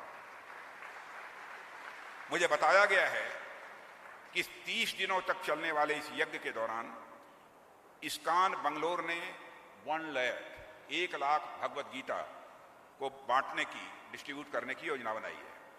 इस पर तो मैं इतना कह सकता हूं, ज्ञान के दान से बड़ा दुनिया में कोई दान नहीं। ज्ञान ही है, ज्ञान ही तो ऐसा धन है जो बांटने से बढ़ता है। ज्ञान एक ऐसी चीज है कि जितना ही लोगों को देंगे वह ज्ञान बढ़ता चला जाएगा। इस्कॉन बंगलौर का यह इफर्ट गीता के इमॉर्टल विजडम को लोगों तक पहुंचाएगा, इसका मुझे पूरा विश्वास है। और मित्रों, अंत में यही कहना है कि भगवान श्री कृष्ण ने अर्जुन को श्रीमद् भागवत गीता का जो दिव्य उपदेश दिया था, उसका उद्देश्य युगों युगों तक मानव का कल्याण करना था। भगवान श्री कृष्ण के मुख से निकली गीता का कलयुग में भी मनुष्य के बौद्धिक तथा नैतिक जीवन में एक महत्वपूर्ण स्थान है। भगवान श्री कृष्ण आप सभी को अच्छी हेल्थ दें, पीस दें आपकी लाइफ में, प्रॉस्पेरिटी दें आपकी लाइफ में, लेकिन सबसे बड़ी चीज मैं भगवान कृष्ण से प्रार्थना करूंगा कि अच्छी हेल्थ, पीसफुल लाइफ और प्रॉस्पेरिटी के अलावा सबसे बड़ी चीज जो मैं परमात्मा से मांगता हूं, आप लोगों के लिए मांगता हूं, वह परमात्मा के प्रति डिवोशन का भाव, यह मैं मानता हूं। और यही भगवान कृष्ण से प्रार्थना करते हुए और आप सभी लोगों को धन्यवाद देते हुए और ISKCON इस पूरी संस्था के प्रति भी आभार व्यक्त करते हुए अपना निवेदन समाप्त करता हूं। आप सबको बहुत बहुत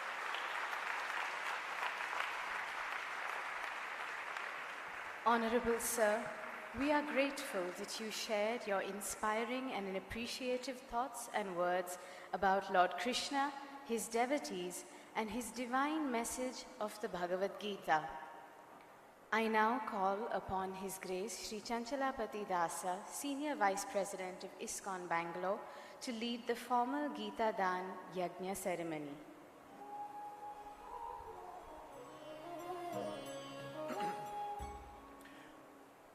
On the occasion of Gita Jayanti, we are pleased to have the participation of eminent persons in Gita Dan Yajna, an initiative to distribute 1 lakh Bhagavad Gitas during this month. I shall read out the names of eminent people who have joined us here one by one, and I request they come forward and receive copies of Gitas from the Honorable Defense Minister. We further request you to distribute them among your friends and acquaintances. Distributing Gita is sharing Gita knowledge, and that is sharing timeless and topmost knowledge of the self, our true position in the universe, and our relationship with the Supreme. You will also receive a silk stole from Sri Madhu Pandit Dasa as a mark of our appreciation for your participation in the Gita Dan Yajna. First, I wish to invite Sri Chandrasekhar Kambar, Padma Bhushan and Gnanapeeth Awardee. He is a renowned poet, playwright, folklorist of our state. We are pleased to have you amidst us and receive the copies of Bhagavad Gita from the Honorable Defense Minister of our country.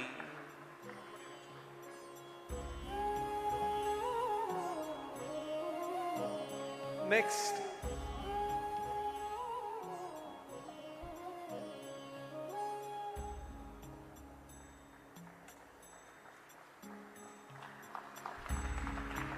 I wish to invite Sri Mohandas Pai, Chairman of Manipal Global Education and acclaimed public intellectual of our city.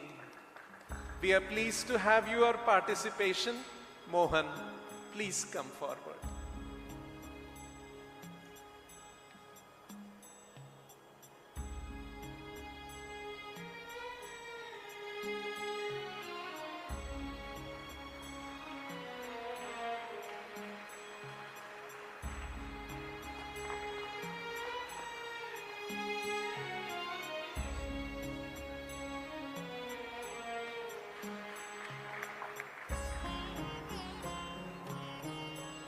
Next, I wish to invite Sri S.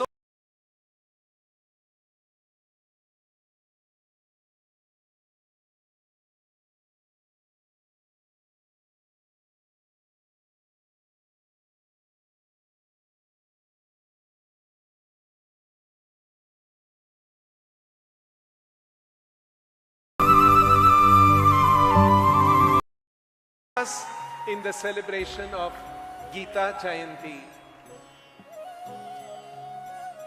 I also wish to invite the respected British Deputy High Commissioner to Karnataka and Kerala, Shri Chandru Iyer.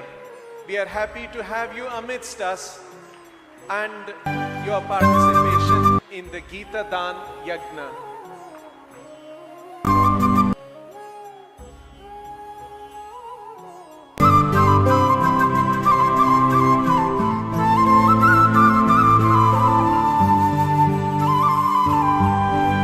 Next, I wish to invite respected Consul General of Canada to Bangalore and Chandigarh, Patrick Herbert, to receive copies of Bhagavad Gita from our Honorable Minister.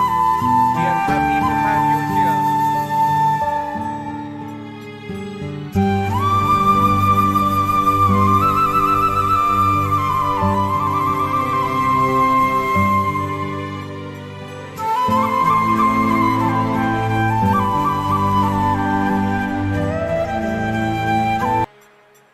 Next, I wish to invite a young actress of our city, Miss Saptami Gowda, who has created a storm in our country with her latest film, Kantara.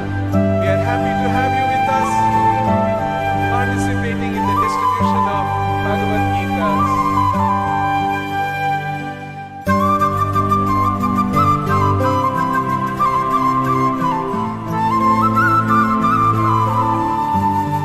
Next, I call upon Miss Saundarya and Srimati Aishwarya, who are great-granddaughters of the legendary singer Srimati M.S. Subbalakshmi. These sisters are popular Carnatic musicians of the younger generation.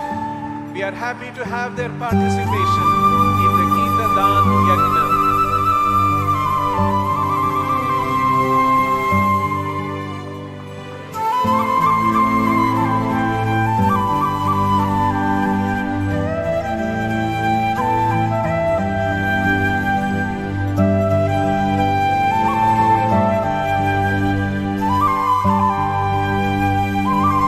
Next, I call upon another youth leader, Miss Gayatri Reddy, who is the member of the Global Shapers Community, the youth wing of the World Economic Forum.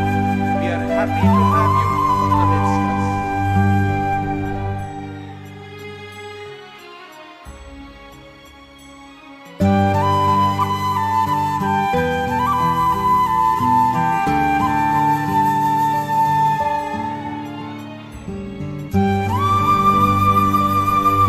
Miss Gayatri Reddy.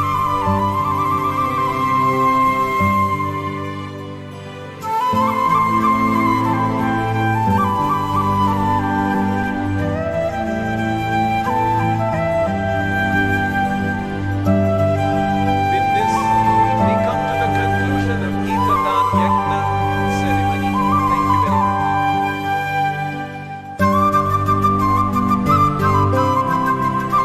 We thank all the dignitaries of state for gracing this blessed occasion of Gita Jayanti.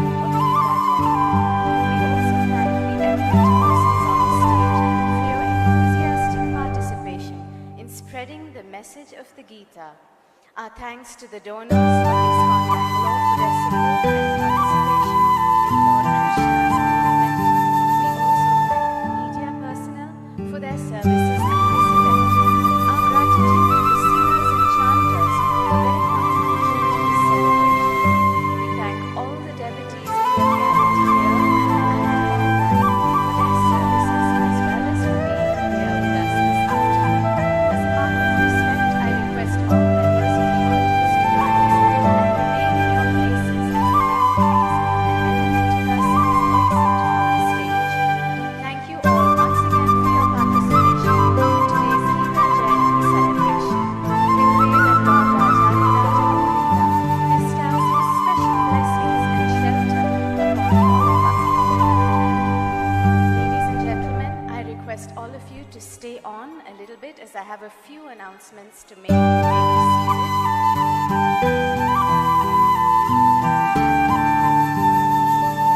First, we request you all to ಎಲ್ಲರಿಗೂ ನಮಸ್ಕಾರ. ಇಲ್ಲಿ ನೆರೆದಿರುವಂಥ ಗಣ್ಯರಿಗೆ ಎಲ್ಲರಿಗೂ ಕೂಡ ಕನ್ನಡದ ನಮಸ್ಕಾರ. ಗೀತಾ ಜಯಂತಿ ಗೀತದಾನ ಯಜ್ಞೆಯ ಅತ್ಯಂತ ಮಹತ್ವದ ಆಧ್ಯಾತ್ಮಿಕ ಬದುಕನ್ನು ರೂಪಿಸುವ ಈ ಕಾರ್ಯಕ್ರಮದಲ್ಲಿ ಭಾಗವಹಿಸಲು ಅತ್ಯಂತ ಸಂತೋಷ ಆಗ್ತಾ ಇದೆ. ಈ ಸಮಾರಂಭದಲ್ಲಿ ಇವತ್ತು ವಿಶೇಷ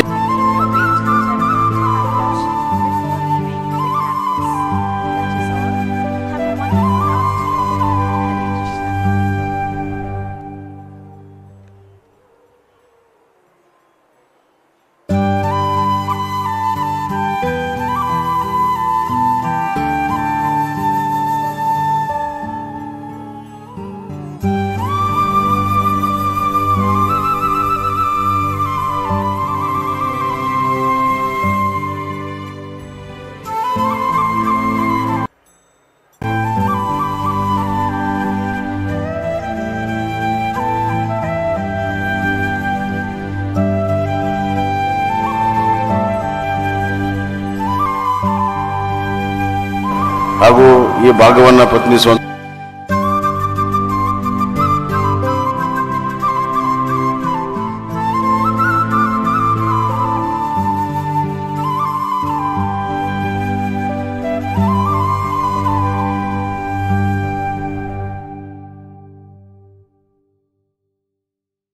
ಲೋಕಸಭಾ ಸದಸ್ಯರು,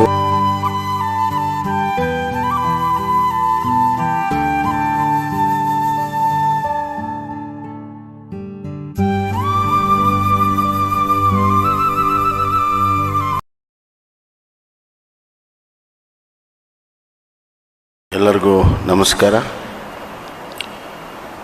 ಇಲ್ಲಿ ನೆರೆದಿರುವಂಥ ಗಣ್ಯರಿಗೆ ಎಲ್ಲರಿಗೂ ಕೂಡ ಕನ್ನಡದ ನಮಸ್ಕಾರ. ಗೀತಾ ಜಯಂತಿ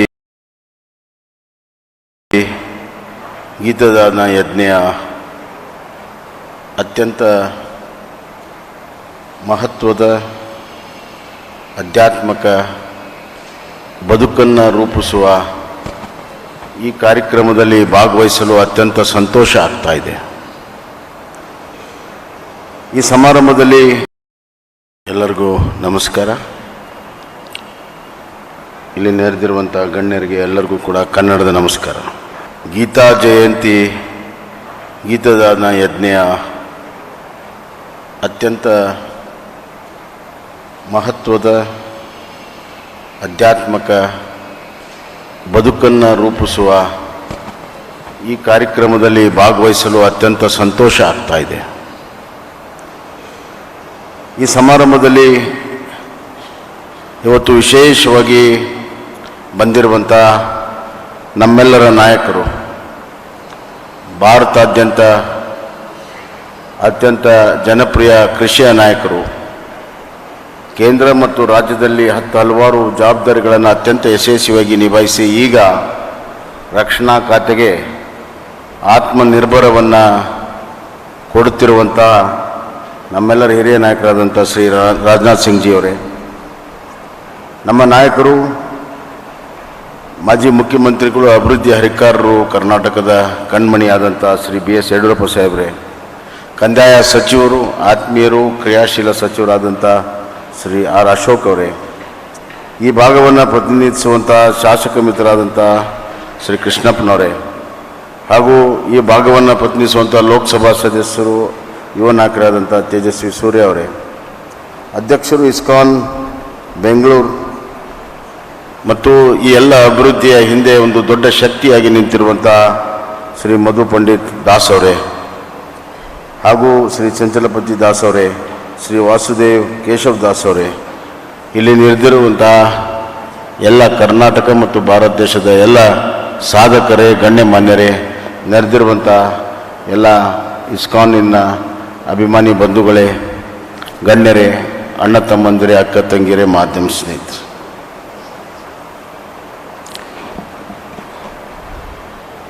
Bhagavad Gita song of a God, ದೇವರ ಹಾಡು. ದೇವರ ಹಾಡು ಅಂದರೆ ನಾವೆಲ್ಲ ದೇವರನ್ನ ಆರಾಧಿಸುವ ಹಾಡನ್ನು ಹಾಡ್ತೇವೆ, ಭಕ್ತಿಯ ಹಾಡನ್ನು ಹಾಡ್ತೇವೆ. ಆದರೆ ದೇವರೇ ಹಾಡು ಹಾಡ್ತಾ ಇದ್ದಾರೆ ಅಂದರೆ ಎದರ ಬಗ್ಗೆ ಹಾಡ್ಬೋದು, ಏನೆಲ್ಲ ಇಟ್ಕೊಂಡು ಅವ್ರು ಹಾಡ್ಬೋದು.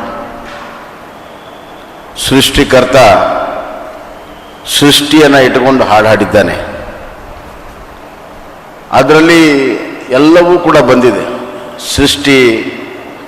ಸೃಷ್ಟಿ ಆಗುವಂಥದ್ದು, ಲಯ ಆಗುವಂಥದ್ದು, ಮತ್ತು ಜೀವನ ಸಂಕೋಲೆ, ಮನುಷ್ಯನ ಪಾತ್ರ, ಬದುಕುವ ದಾರಿ, ಏನೆಲ್ಲವೂ ಕೂಡ ಬಂದಿದೆ. ಆದ್ದರಿಂದ ಭಗವದ್ಗೀತೆ ಅದು science and spirituality, blend of science and spirituality to uplift the human mankind. It's a song sung by none other than the Creator himself.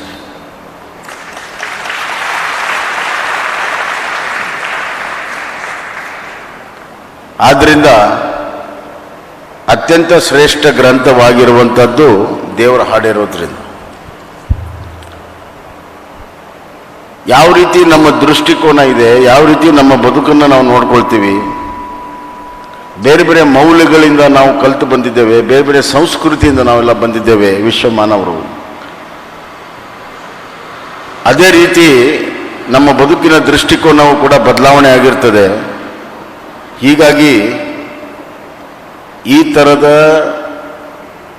ಬೋಧನೆ ಆಗಿರುವಂಥ ಎಲ್ಲ ಧರ್ಮ ಗ್ರಂಥಗಳು ವಿಭಿನ್ನವಾಗಿದೆ. ಆದರೆ ಅದರ ಒಳಸತ್ವ, the core thinking, it is upliftment of human mankind ಏನಿದೆ, ಎಲ್ಲ ಧರ್ಮದ ಗ್ರಂಥದ ಸಾರ ಕೊನೆಗೆ ಮಾನವನ ಅಭಿವೃದ್ಧಿ, ಮಾನಕುಲದ ಅಭಿವೃದ್ಧಿ ಇರುವಂಥದ್ದು ನಾವು ಯಾರು ಕೂಡ ಮರಿಬಾರ್ದು. ಭಗವಾನ್ ಕೃಷ್ಣ ಅರ್ಜುನನಿಗೆ ಬೋಧನೆ ಮಾಡುವಂಥ ಒಂದು ಸಂದರ್ಭ ಏನಿದೆ, ಕುರುಕ್ಷೇತ್ರದ ಮಹಾಯುದ್ಧ, ಆ ಸಂದರ್ಭ ಬಹಳ ಮಹತ್ವದಾಗುತ್ತೆ. ಬೋಧನೆಗೂ ಕೂಡ ಒಂದು ಸಂದರ್ಭ ಬಹಳ ಮುಖ್ಯ, ಸಮಯ ಬಹಳ ಮುಖ್ಯ. ಆವಾಗ ಅದರ ಅರ್ಥದ ಭಾವ ಹೆಚ್ಚಾಗ್ತದೆ. ಸುಮ್ಮನೆ ಬೋಧನೆ ಮಾಡಿದರೆ ಅದಕ್ಕೆ ಯಾವುದೋ ಮಹತ್ವ ಇರೋದಿಲ್ಲ. ಭಗವಾನ್ ಕೃಷ್ಣ ಅರ್ಜುನನಿಗೆ ಬೋಧನೆ ಮಾಡುವಂಥ ಕುರುಕ್ಷೇತ್ರದ ಸಂದರ್ಭ ಸಂಕ್ರಮಣ ಕಾಲ. ಬದುಕನ್ನು ತಿಳಿಯುವಂಥ, ಬದುಕನ್ನು ನಡೆಯುವಂಥ, ಬದುಕನ್ನು ಬೆಳೆಸುವಂಥ ಒಂದು ಸಂಕ್ರಮಣ ಕಾಲ, ಯುದ್ಧ ಭೂಮಿ. ಒಂದು ಕಡೆ ಅರ್ಜುನನ ಕೈಯಲ್ಲಿ ಎಲ್ಲರನ್ನೂ ಧ್ವಂಸ ಮಾಡುವಂಥ ಒಂದು ಶಕ್ತಿ, ಇನ್ನೊಂದು ಕಡೆ ಎಲ್ಲರನ್ನು ಉಳಿಸುವಂಥ ಒಂದು ಚಿಂತನೆ. ಇವು ಎರಡರ ಮಧ್ಯೆ ಇರುವಾಗ ಭಗವಾನ್ ಕೃಷ್ಣ ಬದುಕಂದ್ರೆ ಏನು, ಕರ್ತವ್ಯ ಅಂದರೆ ಏನು, ಕರ್ಮ ಅಂದರೆ ಏನು, ಫಲ ಅಂದರೆ ಏನು, ಪಾಪ ಅಂದ್ರೇನು, ಪುಣ್ಯ ಅಂದ್ರೇನು, ಮರುಜನ್ಮ ಅಂದ್ರೇನು, ಎಲ್ಲವನ್ನೂ ಕೂಡ ಭಗವದ್ಗೀತೆಯಲ್ಲಿ ಹೇಳಿದ್ದಾನೆ. ಭಗವದ್ಗೀತೆಯ ಒಂದು ಅದ್ಭುತವನ್ನು ನಾನು ಹೇಳ್ತೀನಿ. ನೀವು ಯಾವುದಾದ್ರೂ ಹಲವಾರು ಭಗವದ್ಗೀತೆಗಳಿದ್ದಾವೆ, ನೂರಾರು ಭಗವದ್ಗೀತೆಗಳಿದ್ದಾವೆ. ಇಲ್ಲಿ ಇವತ್ತು ನಮ್ಮ ವೇದಾಂತ ಸ್ವಾಮಿ ಪ್ರಭುದಾಸ್ ಅವರು ಪ್ರಮುಖರು, ಪ್ರಭುಪಾದ ಗುರುಗಳು ಏನು ಇಸ್ಕಾನನ್ನು 70 ವರ್ಷದಿಂದ ಅಮೆರಿಕದಲ್ಲಿ ಪ್ರಾರಂಭ ಮಾಡಿದ್ರು. ಅವರು ರಚನೆ ಆಗಿರುವಂಥ ಭಗವದ್ಗೀತೆಯೂ ಕೂಡ ಇದೆ. ಹಲವಾರು ಯಾವುದೇ ಭಗವದ್ಗೀತೆ ಇರಲಿ ನಿಮ್ಮ ಹತ್ರ, ಯಾವುದಾದ್ರೂ ಸಮಸ್ಯೆಗೆ ನೀವು ಒಳಪಟ್ಟರೆ ಸುಮ್ಮನೆ ಆ ಭಗವದ್ಗೀತೆಯನ್ನು ಒಂದು ಸತಿ ತೆಗೆದು ಆ ಪುಟದಲ್ಲಿ ಏನು ಬರ್ತದೆ ಒಂದು ಸತಿ ಓದಿಬಿಟ್ರೆ ನಿಮ್ಮ ಸಮಸ್ಯೆಗೆ ಪರಿಹಾರ ಸಿಗ್ತದೆ. ಇದನ್ನು ಪ್ರಯತ್ನ ಮಾಡಿ ನೋಡಿ. ಇದು ನನ್ನ ಅನುಭವದ ಮಾತನ್ನು ನಿಮಗೆ ಹಂಚಿಕೊಳ್ತಾ ಇದ್ದೇನೆ.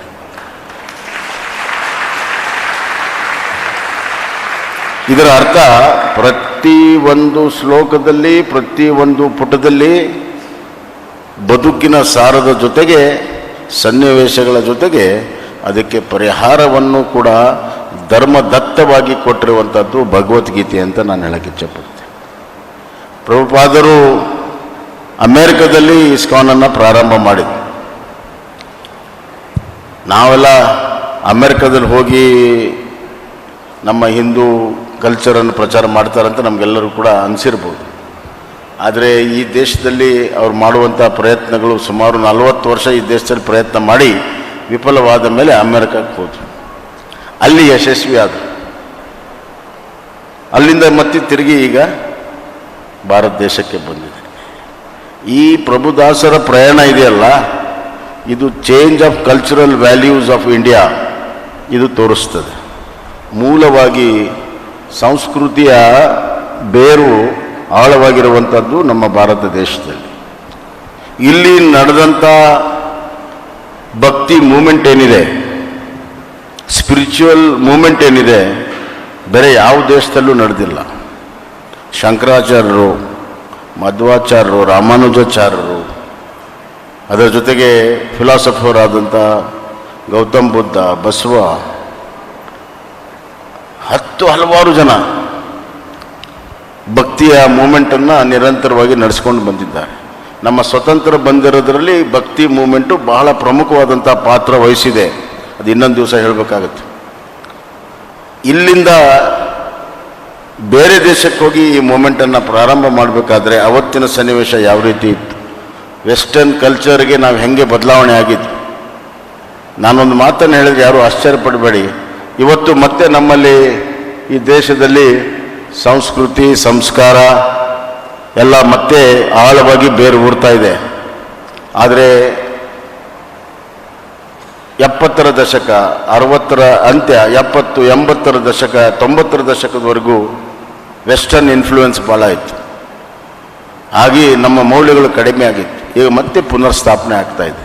ಹೀಗಾಗಿ ರಾಮಾನುಜಾಚಾರ್ಯರು ಆ ಸಂದರ್ಭದಲ್ಲಿ ಇಲ್ಲಿ ಫೇಲ್ ಆದರೂ ಕೂಡ ಅಲ್ಲಿಂದ ಆ ಭಕ್ತಿಯ ಮೂಮೆಂಟನ್ನು ಮತ್ತೆ ವಾಪಸ್ ಸಿಗ್ತಾ ಇರೋದ್ರಲ್ಲಿ ಇವತ್ತು ಅವರೆಲ್ಲ ಶಿಷ್ಯರು ಯಶಸ್ವಿಯಾಗಿದ್ದಾರೆ. ಇಂಥ ಒಂದು ಪ್ರಮುಖವಾಗಿರುವಂಥ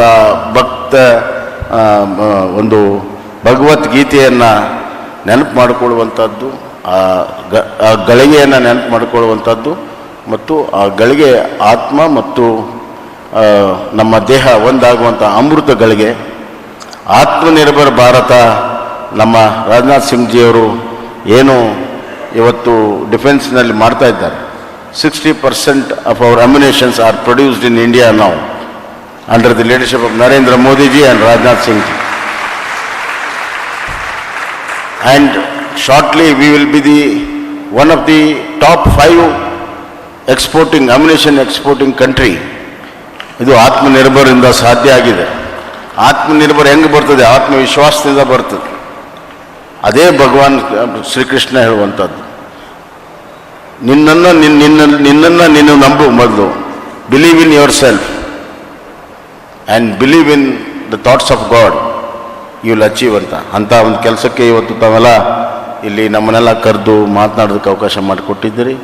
ಭಗವದ್ಗೀತೆಯನ್ನು ಪಡ್ಕೊಳ್ಳೋರು ಧನ್ಯರು, ಭಗವದ್ಗೀತೆ ಕೊಡೋರು ಕೂಡ ಧನ್ಯರು, ಭಗವದ್ಗೀತೆ ಓದೋರು ಕೂಡ ಧನ್ಯರು. ಆ ಧನ್ಯತೆಯ ಭಾವನೆಯಿಂದ ನನ್ನ ಮಾತನ್ನು ಮುಗಿಸ್ತೀನಿ. ಧನ್ಯವಾದ. ಎಲ್ಲರಿಗೂ ನಮಸ್ಕಾರ. ಇಲ್ಲಿ ನೆರೆದಿರುವಂಥ ಗಣ್ಯರಿಗೆ ಎಲ್ಲರಿಗೂ ಕೂಡ ಕನ್ನಡದ ನಮಸ್ಕಾರ. ಗೀತಾ ಜಯಂತಿ, ಗೀತದಾನ ಯಜ್ಞ ಅತ್ಯಂತ